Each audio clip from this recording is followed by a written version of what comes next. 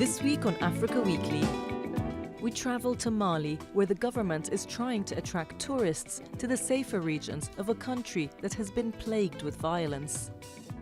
And we meet the men and women behind Angola's largest ever investment in offshore oil and gas exploration.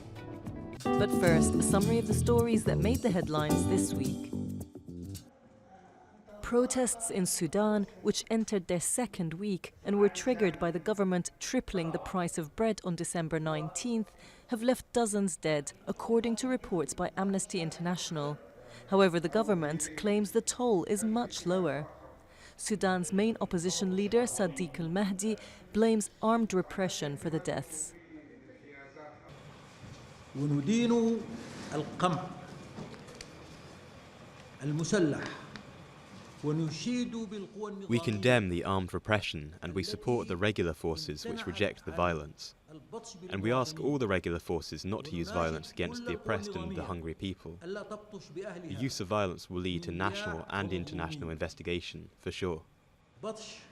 سوف يستدعي حتما تحقيقا وطنيا ودوليا. Demonstrations erupted in Eastern Democratic Republic of Congo on Thursday, a day after the National Election Commission announced that Sunday's presidential vote would be postponed in several troubled areas until March. Anger spilled onto the streets as several hundred demonstrators gathered in the administrative district of the city of Beni, one of the areas where the poll will be postponed. We were promised that elections would be on the 30th, and now after the 30th, what date will they be? We are tired and we want to vote. The commission said the vote will take place in the rest of the country as scheduled, and the next president will be sworn in on January 18th. Former Madagascan President André Rajoelina has returned to power after he won 55.7% against 44.3% for his rival Marc Ravalomanana. I thank the entire Malagasy population, those who trusted me, and even those who voted for the other candidate. Here is my message. We need calm. The Malagasy people do not need unrest, but a leader who has wisdom, a leader who can bring together all Malagasy people. But the results, which were announced under high security, were quickly appealed by Ravalomanana, who filed papers with the Constitutional Court hours after the Electoral Commission announced the complete results. The court has 9 days to formally name the new president after it has reviewed the petition. Suicide attackers stormed the Libyan Foreign Ministry in the capital Tripoli on Tuesday, killing at least 3 people, including a senior civil servant, and wounding at least 21 others. A suicide bomber blew himself up on the second floor of the building, a second attacker died when a suitcase he was carrying exploded, and a third assailant, who was unarmed and wearing a bulletproof vest, was killed by security forces outside. The attack was claimed by the Islamic State jihadist group. Libya has been torn apart by power struggles and undermined by chronic insecurity, becoming a haven for jihadists since the ouster and killing of Muammar Gaddafi in 2011. The death of a Tunisian journalist in the western city of Kasserine on Monday prompted overnight clashes with police in the country's west as dozens of people took to the streets, setting tires ablaze and blocking the main street. 32-year-old Abdelrazak Zourghi had set himself on fire in a protest over harsh living conditions.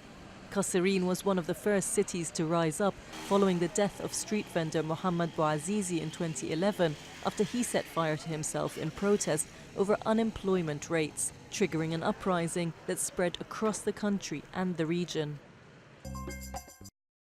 One of France's most wanted jihadists appeared before a judge in France on Thursday after he was arrested in Djibouti on December 16th.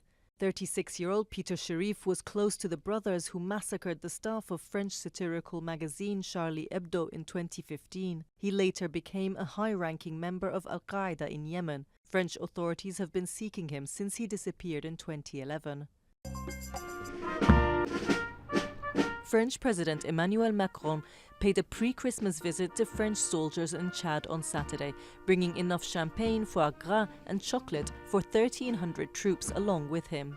Macron landed at Kosai Air Base near N'Djamena, the nerve centre of Operation Berkane, a 4-year campaign led by France against Islamic jihadists in Burkina Faso, Chad, Mali, Mauritania and Niger.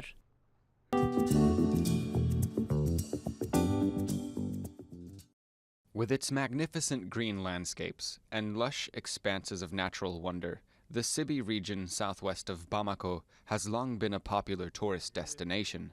But in recent years, tourists have abandoned the area.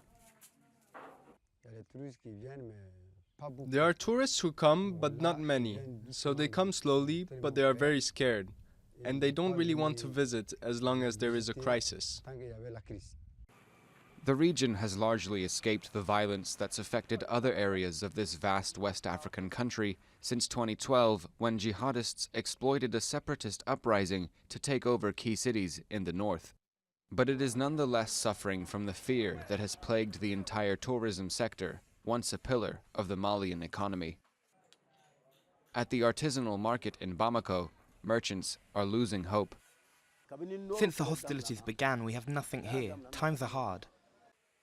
In the wait for international tourists to return, the government is trying to sell Mali as a domestic tourist destination, especially in the south.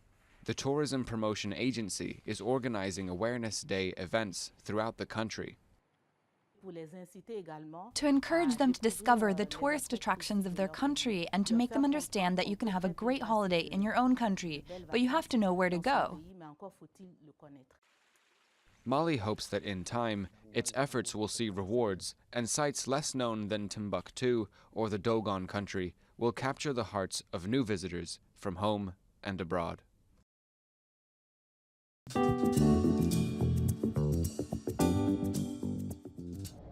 This is Kaombo North, a state-of-the-art oil extraction vessel anchored in the South Atlantic Ocean, 250 kilometers off Angola. It's part of the country's biggest ever push into offshore oil and gas exploration.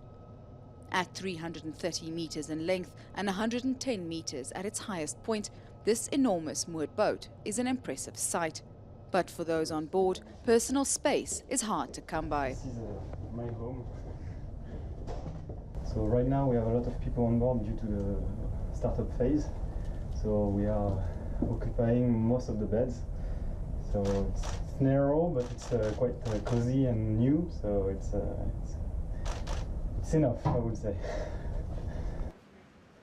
The cooks and cleaning staff are the unsung heroes of the roughly 100 people on board the ship, owned by French oil company Total. With 23 different nationalities and various dietary requirements, the kitchen has its hands full. We work a lot here. Yeah? We have too much pressure, but always is a challenge, and we love that challenge. I love that challenge to satisfy all the guys on board. Yeah. Despite working in a dangerous environment 7 days a week, away from their families for a month at a time, some really enjoy it. You miss most of the main dates on the family, the birthdays and everything else. But it gives us some freedom when you're at home. You have 28 days that we are free to choose what we're going to do, if you want to rest, want to travel. As for women on board, there are only a handful. I'm giving this message to all my colleagues because they were thinking, maybe the offshore environment is not women friendly and so on. But I'm here and I'm really happy to be here. Working offshore might not be for everyone, but for some, it's the best job in the world.